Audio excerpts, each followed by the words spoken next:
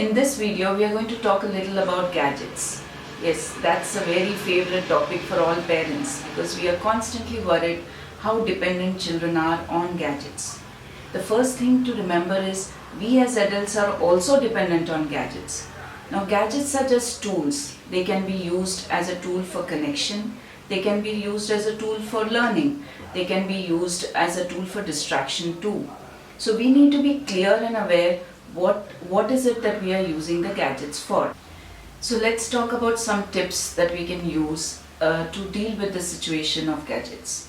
Like I said before, the first thing is to be aware that what are we using it for. Second is to be aware and accept that it is part of our life. So we need to work with what is. Second part, what we can do is to set boundaries. Not just for children as to how long or limit their watching, but also understand what kind of limits can we put on ourselves so that we don't go beyond or get so obsessed with those gadgets. So setting boundaries.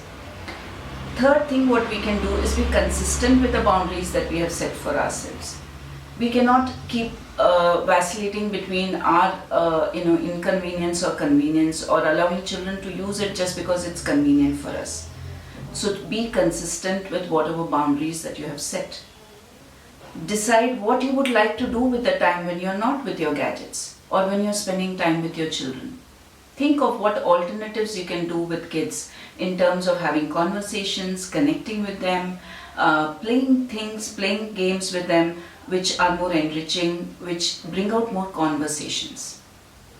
Engage with them in meaningful way.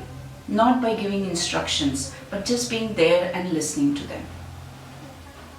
And last but not the least, negotiate with them in terms of what are their needs, how they want to meet it.